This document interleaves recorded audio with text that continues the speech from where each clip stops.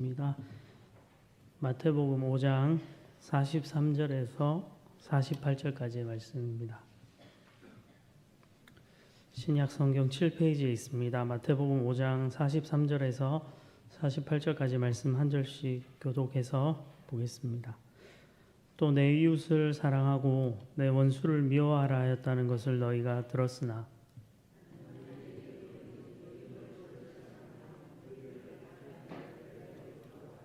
이같이 한즉 하늘에 계신 너희 아버지의 아들이 되리니 이는 하나님이 그 해를 악인과 선인에게 비추시며 비를 의로운 자와 불의한 자에게 내려주심이라.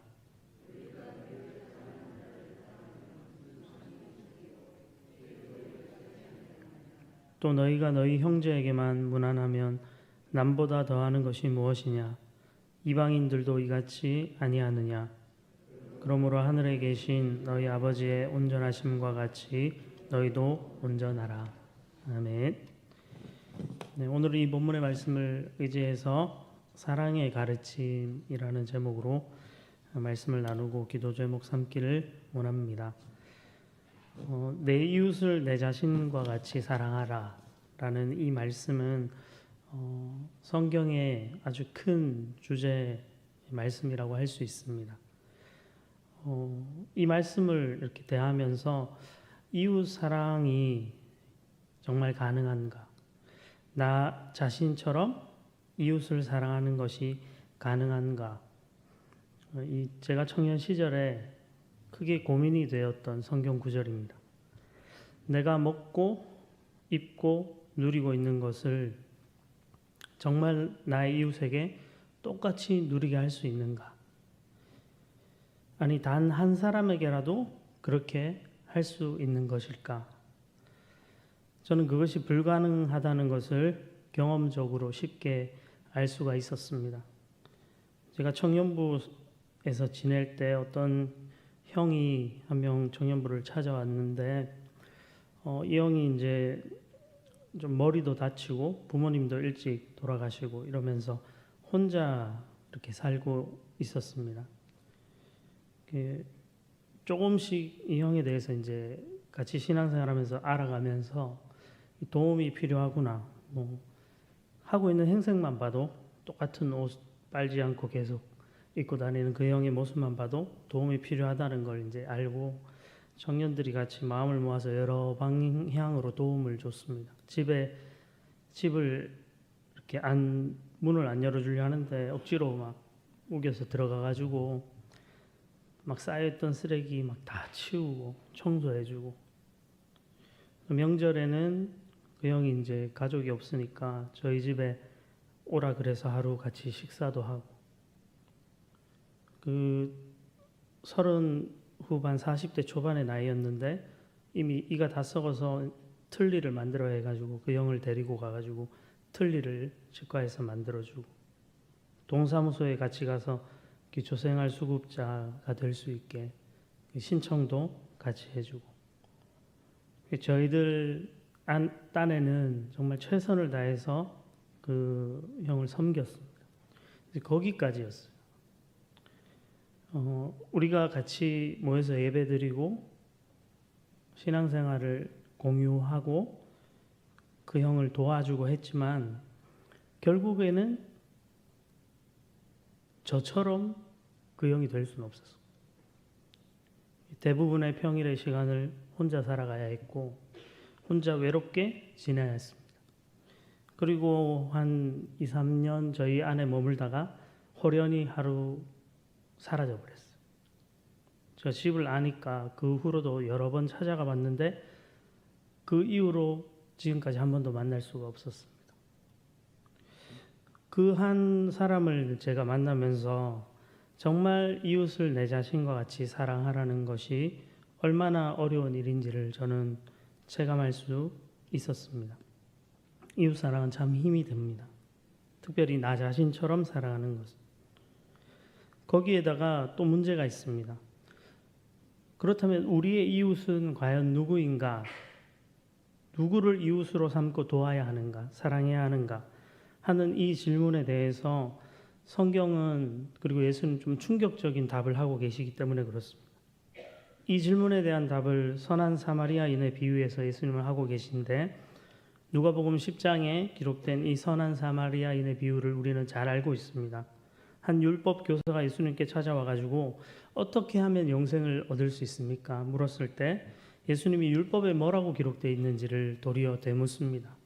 그는 율법 교사였기 때문에 정확한 답을 이야기합니다. 내 마음을 다하며 목숨을 다하며 힘을 다하며 뜻을 다하여 주 너의 하나님을 사랑하고 또한 내 이웃을 내 자신같이 사랑하라 하였습니다. 예수님께서 그게 옳다고 하시면서 그렇게 행하고 살라고 답을 주십니다. 이 율법 교사가 자기를 옳게 보이려고 예수님께 질문을 하죠. 그러면 내 이웃이 누구입니까? 바로 그때 예수님이 선한 사마리아인의 비유를 하십니다. 강도 만난 자가 있었는데 그를 제사장과 레위인은 피해서 가버리죠. 그리고 그 사람을 도와준 사람은 모두가 불결하다고 말하던 사마리아인이었습니다. 이 세 명의 사람을 이야기하면서 과연 누가 강도 만난 자의 이웃인지를 예수님이 그 율법 교사에게 물었을 때 그는 자비를 베푼 자니이다 라고 대답합니다. 즉 사마리아인이 강도 만난 자의 이웃이라는 거죠. 그러면서 예수님은 가서 너도 이같이 자비를 베풀면서 살아라 말씀을 하십니다. 여기에서 우리는 우리가 사랑해야 할 이웃이 누군지를 알게 됩니다. 우리가 사랑해야 할 이웃은 누구죠? 우리가 자비를 베푸는 모든 자가 이웃입니다. 이웃이 따로 있어서 그 이웃을 사랑하는 그런 식이 아니고 내가 자비를 베풀고 사랑하는 사람은 모두가 이웃이 된다는 거죠. 이 문제가 점점 커집니다. 이웃을 내 자신처럼 사랑하는 것도 지금 힘든데 이웃의 범위도 무한대가 되어버렸어요. 우리가 자비를 베푸는 자는 다 우리의 이웃이 되기 때문이죠. 오늘 본문에서 예수님은 한 걸음 더 지금 나아가서 말씀하십니다. 자비를 베풀어야 할 이웃의 원수를 포함시키고 계시기 때문에 그렇습니다. 오늘 본문에 보시면 43절에 또 내 이웃을 사랑하고 내 원수를 미워하라 하였다는 것을 너희가 들었으나 나는 너희에게 이르노니 너희 원수를 사랑하며 너희를 박해하는 자를 위하여 기도하라. 이렇게 말씀을 하고 계십니다. 내 이웃을 사랑하고 내 원수를 미워하라 라는 것은 구약 성경의 말씀을 왜곡해서 가르친 당시 랍비들의 가르침이었다고 합니다. 그들이 왜 구약의 말씀을 이렇게 약간 비틀어서 가르쳤을까요? 이웃을 사랑하라는 말씀은 구약에 분명히 자주 등장하는데 원수를 미워하라는 구절은 사실 없습니다. 왜 그들이 이웃을 사랑하고 원수를 미워하라고 했을까요? 그게 사람들의 마음에 딱 맞기 때문이죠. 듣는 사람의 귀에 옳고 합당하게 들리기 때문에 그렇습니다. 말씀을 가르치면서 말씀을 지금 설교하면서 말씀을 이렇게 비튼 거예요. 듣기 좋으라고. 사람들이 받아들이기 편하라고. 왜냐하면 원수는 사랑하기가 너무 힘드니까. 원수는 미워해도 된다. 이렇게 가르쳤다는. 그렇게 너희가 들었지만 예수님은 뭐라고 하시죠? 너희 원수를 사랑하며 너희를 박해하는 자를 위해 기도하라 라는 말씀을 하십니다. 원수를 사랑하는 것은 너무 힘이 듭니다. 미운 사람이 딱 생기면 쳐다보기도 싫죠. 만나기 싫습니다. 그래서 원수를 미워하는 것은 예수님 당시 사람이나 오늘 우리들에게나 가장 합당해 보이는 태도라고 할 수 있습니다. 좋은 이웃, 가까운 사람은 잘 해주고 눈에 가시 같은 사람, 원수가 생기면 미워하면서 살아가는 거죠. 어느 누구도 이것에 문제를 제기하지 않습니다. 내가 싫어하는 사람 있으면 같이 욕해줘야 돼요. 그게 우리의 본심입니다. 내가 미워하는 사람이 있으면 나랑 가까운 사람이 그 사람을 같이 미워해줘야 됩니다. 이게 우리의 본성입니다. 근데 예수님은 전혀 다른 차원의 얘기를 지금 하고 계십니다. 원수를 사랑하라. 왜 예수님은 원수를 사랑하라고 하실까요? 원수는 가까운 이웃 가운데 있기 때문에 그렇습니다. 우리랑 멀리 떨어져 있는 사람은 원수가 될 가능성이 없습니다. 네, 저랑 지금 서울에 어디 살고 있는 사람하고는 원수가 될 수 없어요. 만나지도 않는데 뭐 원수가 됩니까? 저랑 원수가 될 수 있는 사람은 가까이 있는 사람이죠. 원수는 집에 있다는 말이 있습니다. 네. 가장 가까운 사람, 배우자, 아내나 남편, 부모나 자녀가 원수 되는 거죠. 얼마나 많은 현대인들이 이혼을 하고 부모 자식의 연을 끊고 사는지 모릅니다. 가까운 친구, 하루아침에 돌아서서 원수가 될 수 있습니다. 직장의 동료나 심지어는 교회의 성도들 안에서도 원수처럼 서로를 대하는 사람들을 볼 수 있습니다. 너무 안타깝지만 한때 정말 좋던 사이도 원수로 돌변할 수 있는 것이 우리의 모습입니다. 그러므로 원수를 사랑해야 이웃을 사랑하라는 이 계명을 온전히 지킬 수 있기 때문에 예수님은 우리를 향해서 원수 사랑을 이야기하시는 겁니다. 어렵지만 힘이 들지만 원수 사랑을 하면서 최소한 애쓰면서 살아야 한다는 것이죠. 45절 말씀에 예수님께서 원수를 사랑해야 하는 이유에 대해 이런 말씀을 덧붙여 말씀하고 계시는데요. 이같이 한즉 원수를 사랑한즉 이렇게 되겠죠. 하늘에 계신 너희 아버지의 아들이 되리니 이는 하나님이 그 해를 악인과 선인에게 비추시며 비를 의로운 자와 불의한 자에게 내려주심이라. 이렇게 예수님 말씀하십니다. 원수를 사랑해야 원수를 사랑하면서 살려고 해야 하늘 아버지의 아들, 하나님의 자녀가 된다는 것입니다. 어느 정도는 너무 충격적으로 다가올 수 있습니다. 거꾸로 얘기하면 원수를 사랑하지 않으면 하나님의 아들, 하나님의 자녀가 아니라는 거니까.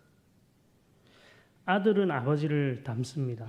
자녀는 부모를 닮게 되어 있습니다. 외모는 기본으로 닮고 성격이나 생각하는 방식이나 말투나 행동, 가치관, 많은 것들이 아버지를 닮게 됩니다. 영적인 면에서도 똑같습니다. 하나님이 우리의 아버지가 되셨으면 우리는 아버지를 닮아야 하는 거죠. 우리가 아버지 하나님을 닮음으로써 우리가 정말 하나님의 아들과 딸이라는 것이 드러날 수 있는 것입니다. 감출 수 없는 것입니다. 원수를 사랑함으로 하늘에 계신 아버지의 아들이 된다는 것입니다.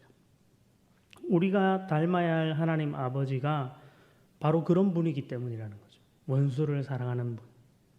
오늘 이 45절에는 하나님은 해를 악인과 선인에게 차별 없이 비춰주시고 비를 의로운 자나 불의한 자에게 똑같이 내려주시는 그런 분으로 소개를 합니다.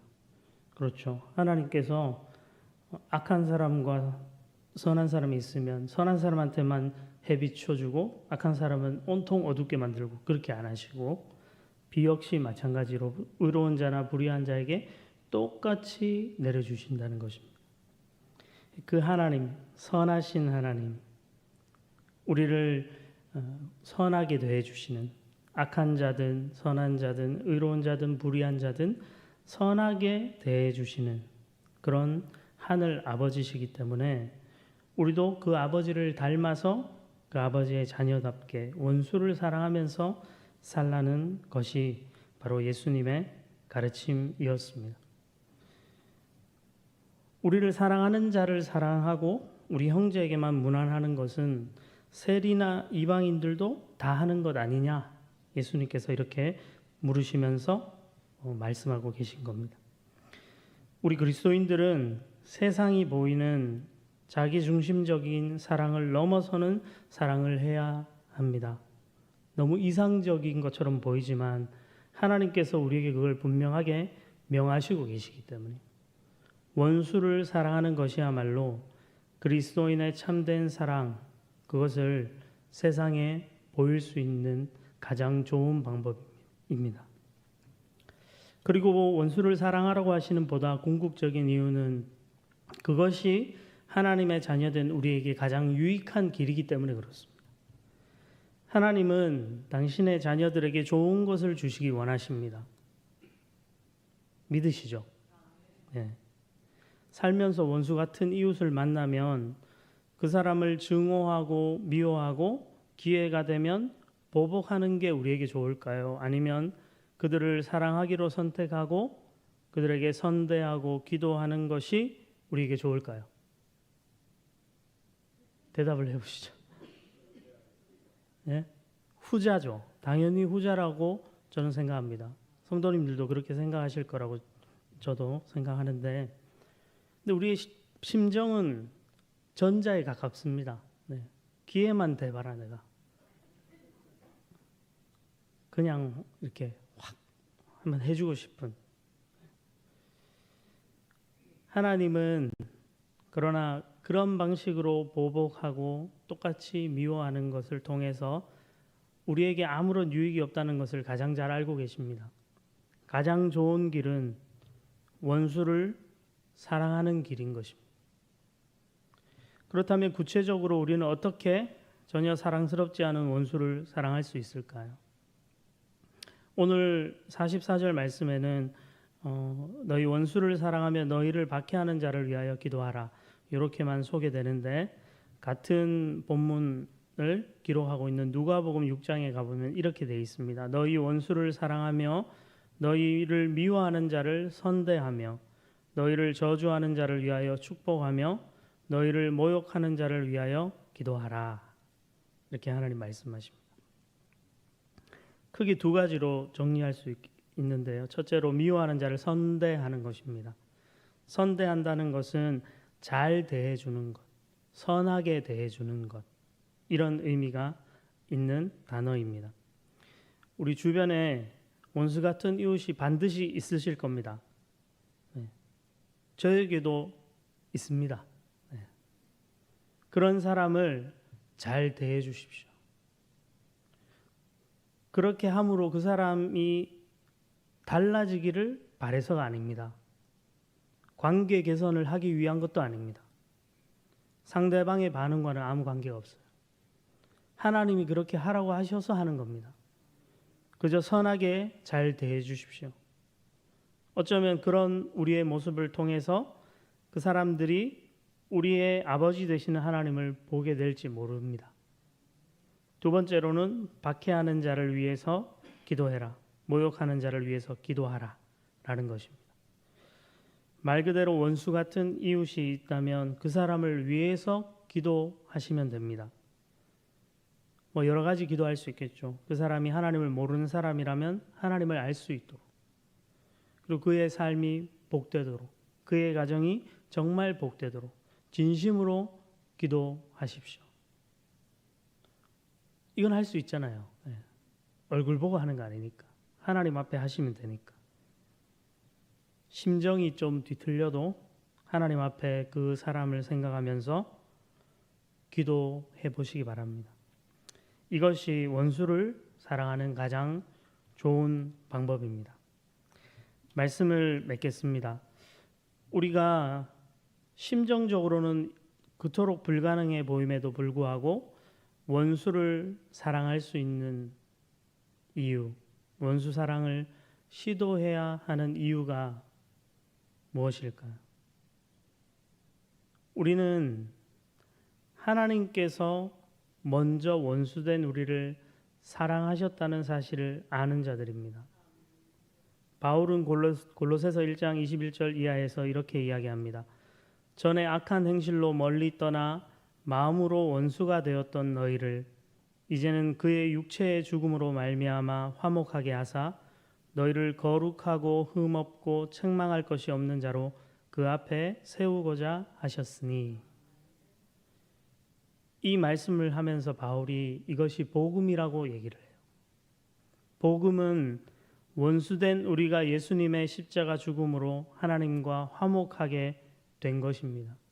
그분의 자녀, 아들과 딸이 되어서 그분을 닮아가는 이 놀라운 소식을 우리가 먼저 듣고 믿고 여기에 서 있는 자들이라는 거죠.